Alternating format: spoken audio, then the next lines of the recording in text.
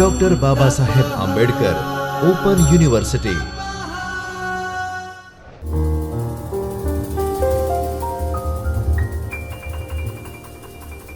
નમો નમઃ. Doctor Baba Saheb Ambedkar open યુનિવર્સિટીના જ્યોતિર્મય પરિસરમાં આવેલા ચૈતન્ય સ્ટુડિયોમાંથી ભારતીય જ્ઞાન પરંપરા વિભાગના MA in Indian knowledge system અભ્યાસક્રમમાં હું શ્યામ પટેલ આપને આવકારું છું. મિત્રો, MA IKS 102 ભારતીય સ્વાસ્થ્ય પ્રણાલી પેપર અંતર્ગત યુનિટ નંબર 3 દિનચર્યાના અધ્યયનનો આરંભ આપણે કર્યો છે, જેમાં આપણી પ્રાચીન સ્વાસ્થ્ય પ્રણાલી આયુર્વેદ દ્વારા પ્રણીત દિનચર્યા વિશે ગત વર્ગમાં આપણે જાણી લીધું છે.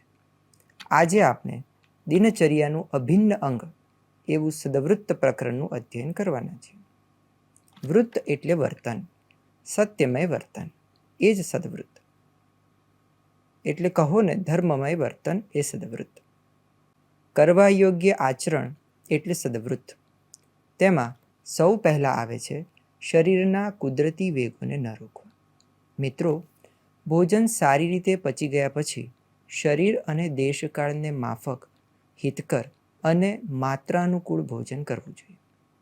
મળ, મૂત્ર, વાછૂટ વગેરે અધારણીય વેગોને બળપૂર્વક પરાણે કરવા નહીં અને વેગ આવે ત્યારે એનો ત્યાગ કર્યા વગર બીજા કામમાં વળગવું નહીં.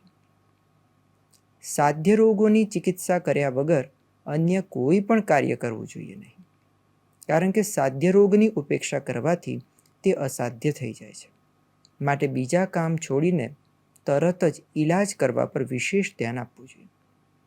મિત્રો, આપણને ઘણીવાર પ્રશ્ન થાય કે થતો હોય છે કે ધર્મ પાળવાનું કારણ શું? તો તેનો ઉત્તર આપતા ગ્રંથકાર કહે છે કે જગતના બધા પ્રાણીઓની સંપૂર્ણ ચેષ્ટાઓ પોતપોતાના સુખ માટે હોય છે, તથા સુખની પ્રાપ્તિ ધર્મથી થાય છે. એટલે ધર્મ પાલન વગર સુખ નથી મળતું. માટે મનુષ્યએ હંમેશા ધર્મપરાયણ જ હોવું જોઈએ.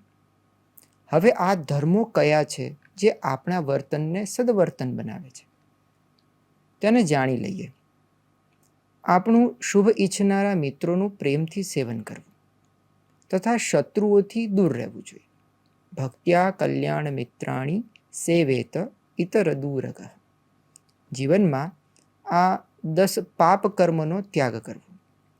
હિંસા, ચોરી તથા પરસ્ત્રીગમન જેવા 3 શારીરિક પાપ કર્મોનો, કપટ, કઠોર અને અસત્ય વચન તથા અસંબદ્ધ પ્રલાપ જેવા 4 વાચિક પાપ કર્મોનો, અને બીજાનું અનિષ્ટ વિચારવું, ઈર્ષા કરવી તથા શાસ્ત્રોમાં વિપરીત બુદ્ધિ રાખવી એવા 3 માનસિક કર્મોનો, એમ આ કુલ 10 પાપ કર્મોનો ત્યાગ કરવો જોઈએ.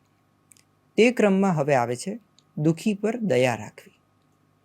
આજીવિકાથી રહિત અને રોગ તથા જેને કોઈ દુઃખ આવી પડવાથી શોકથી પીડિત વ્યક્તિઓની યથાશક્તિ શારીરિક અને આર્થિક મદદ કરવી જોઈએ. ત્યારબાદ જોઈએ તો સમતા રાખવી. જીવજંતુ અને કીડીઓને પણ સુખ દુઃખાદી લાગણીઓમાં પોતાના સમાન જ જોવા જોઈએ, અર્થાત એમની હિંસા કરવી જોઈએ નહીં. તથા હંમેશા બધા પ્રાણીઓમાં સમભાવ રાખવો જોઈએ. દેવતા, ગાય, બ્રાહ્મણ, વૃદ્ધ, વૈદ્ય, રાજા તથા અતિથિઓનું સન્માન કરવું જોઈએ. વૃદ્ધ એટલે વયોવૃદ્ધ, શીલવૃદ્ધ, જ્ઞાનવૃદ્ધ, તપોવૃદ્ધ વગેરે. અને રાજા એટલે અધિકાર આપેલા પુરુષો. યાચકોને ક્યારેય નિરાશ કરી પાછા મોકલવા જોઈએ નહીં, તથા એમનું અપમાન અને કઠોર વચનથી તિરસ્કાર પણ કરવો નહીં. અહિત કરનાર વ્યક્તિ તથા શત્રુઓ ઉપર પણ ઉપકાર કરવો જોઈએ. સુખ દુઃખમાં હંમેશા એક સમાન મન રાખવું, અર્થાત સુખમાં ન અત્યંત આનંદિત થવું અને દુઃખમાં ન અત્યંતિક શોકાકુલ થવું જોઈએ. સફળતામાં ઈર્ષ્યા કરવાને બદલે સફળતાના કારણમાં ઈર્ષ્યા કરવી જોઈએ. એટલે કે વિદ્યા વગેરે ગુણથી માન મળે છે, તો ગુણવાનનું માનભંગ કરવાની ઈચ્છા ન રાખતા તે માન મળવાનું જે કારણ છે, એટલે કે જે વિદ્યા એનું કારણ છે, તે વિદ્યા પ્રાપ્ત કરી તેના બરોબર થવા ઈચ્છા રાખવી જોઈએ. એ રીતે ઈર્ષ્યા દુર્ગુણ નહીં પણ ગુણરૂપ બની જાય છે. ઈર્ષ્યાનો એક અર્થ બીજાનો ઉત્કર્ષ ન જોઈ શકાય, તે પણ સમજવાનું હોય છે. સમયને અનુકૂળ હિતકારી, અલ્પ, સત્ય તથા મધુર વચન બોલવું. કોઈ મળે ત્યારે કુશળ પૂછીને બોલવાની પહેલ કરવી જોઈએ.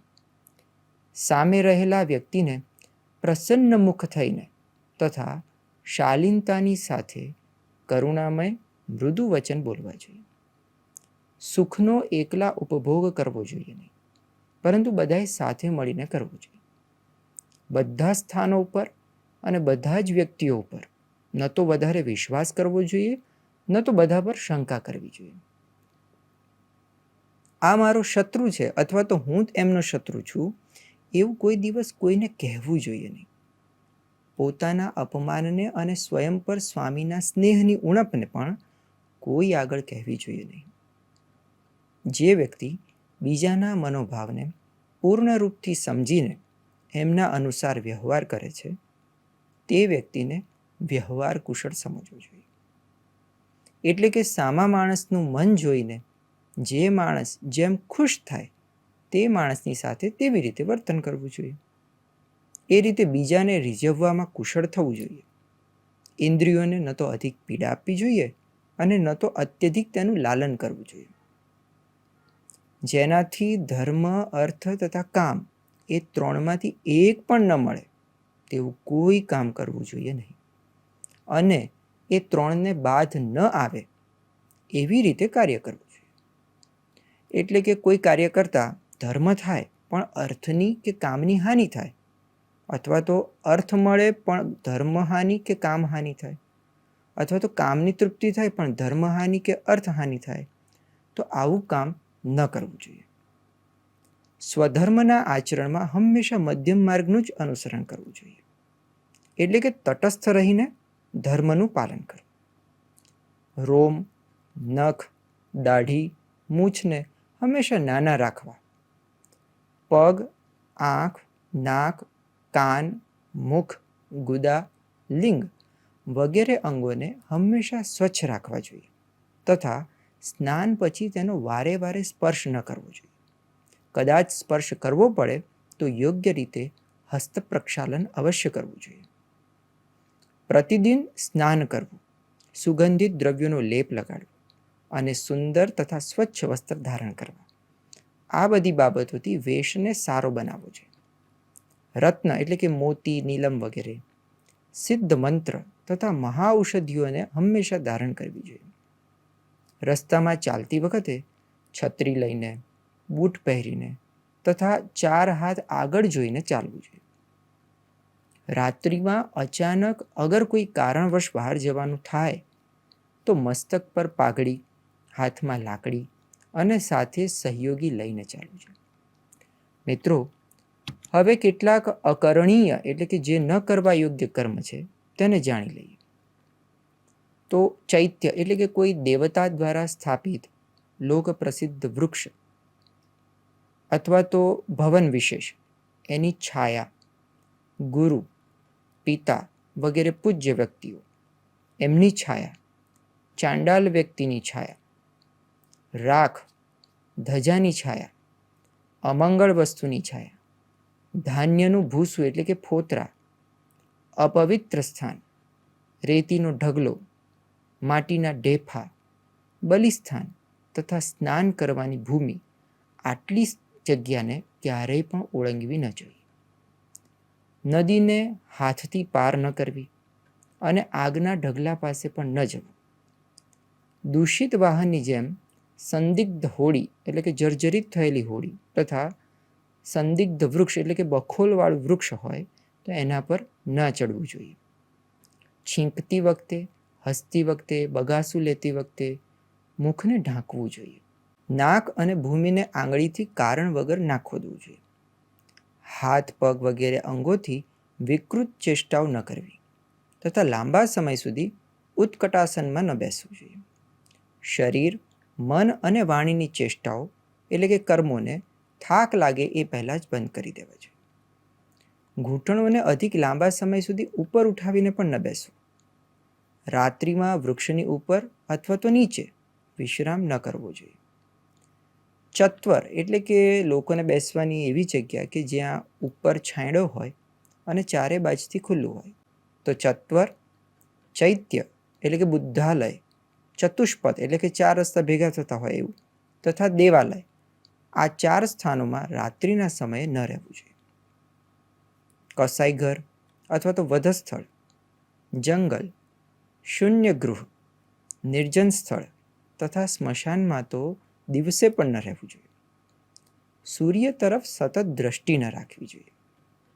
માથા ઉપર વધારે ભાર ન ઉચકવો અને અત્યધિક મોટા આકારની અથવા તો સૂક્ષ્મ, ચમકદાર, અપવિત્ર તથા અપ્રિય વસ્તુને લગાતાર ન જોવી જોઈએ. દારૂ વેચવો નહીં, બનાવવો નહીં, આપવો નહીં કે લેવો પણ ન જોઈએ. પૂર્વ દિશા તરફથી અથવા સામેથી આવવાવાળા પવનને, તડકાને, ધૂળને, ઝાકળને અને સખત વાયુને હંમેશા ત્યજી દેવા જોઈએ. છીંક, ઓડકાર, ઉધરસ, શયન, ભોજન અને મૈથુન, આટલી ક્રિયાઓ શરીરને વાળીને કરવી જોઈએ નહીં. નદી કિનારાના વૃક્ષની છાયા, રાજાને જેના પર દ્વેષ હોય તેવો માણસ, સિંહ, હાથી વગેરે હિંસક પશુ, સર્પ વગેરે વિષવાળા જીવ અને ભેંસ, બળદ વગેરે શિંગડાવાળા પશુઓથી દૂર રહેવું જોઈએ. હલકા, અનાર્ય અને અતિશય ચીકણા માણસોની નોકરી ન કરવી. કોઈ કાર્ય વિશેષમાં પોતાનાથી અધિક નિપુણની સેવા, શ્રેષ્ઠ વ્યક્તિઓ સાથે લડાઈ ઝઘડો કરવો જોઈએ નહીં. સંધ્યા સમયે ભોજન, મૈથુન, શયન, અધ્યયન તથા ચિંતન કાર્ય પણ ન કરવું જોઈએ. યજ્ઞના, સમુદાયના અથવા સમાજના, શત્રુના, વેશ્યાના અને દુકાનદારના, આટલાના ભોજનનો ગ્રંથકારે ત્યાગ કરવાનો જણાવ્યો છે. શરીર, મુખ તથા નખોથી વાદ્યયંત્ર, વાંસળી, વીણા વગેરે વગાડવાનો અભિનય પણ કરવો નહીં. અને હાથોથી વારંવાર વાળને હલાવવા કે ઓળવવા વગેરે ક્રિયાઓ ન કરવી જોઈએ. વાહન પર બેસીને જળ, અગ્નિ અને પૂજનીય વ્યક્તિઓની વચ્ચેથી નીકળવું જોઈએ નહીં. અંતિમ સંસ્કારમાંથી નીકળેલા ધુમાડાથી બચવું જોઈએ. મદિરાનું અધિક સેવન કરવું જોઈએ પણ નહીં. બધા પ્રકારના સાંસારિક કાર્યોમાં આ સંસાર જ બુદ્ધિમાન વ્યક્તિઓનો ગુરુ છે. એટલા માટે સંસારમાં લૌકિક વ્યવહાર કરવા માટે મનુષ્યએ હંમેશા સંસારનું જ અનુકરણ કરવું જોઈએ. બધા પ્રાણીઓમાં કરુણાનો ભાવ રાખવો. મન, વચન અને શરીર તથા દાન કાર્ય પર નિયંત્રણ રાખવું જોઈએ. અને બીજાના કાર્યોને નિસ્વાર્થ ભાવથી પોતાના સમજી કરવા એ જ સંપૂર્ણ સદાચાર છે. આ સમયમાં મારા દિવસ રાત કેવી રીતે વીતી રહ્યા છે, જો વ્યક્તિ નિરંતર આ પ્રમાણે ચિંતન કરતો રહે તો તે જીવનમાં ક્યારેય દુઃખી થતો નથી. આ પ્રમાણે સંક્ષિપ્તમાં દિનચર્યા તથા સદવૃત્તનું વર્ણન કર્યું છે, જેનું પાલન કરવાથી મનુષ્ય દીર્ઘાયુ, આરોગ્ય, ઐશ્વર્ય, યશ તથા સનાતન લોકોને એટલે કે મોક્ષને પ્રાપ્ત કરે છે. મિત્રો, આ રીતે અષ્ટાંગ હૃદયમાં વર્ણિત દિનચર્યા અને સદવૃત્ત વિશે આપણે જાણ્યું. નવા એકમ સાથે આવનારા સત્રમાં ફરી મળીશું. તાવત પુનર્દર્શનાય સધન્યવાદમ. નમો નમઃ. સ્વાધ્યાયઃ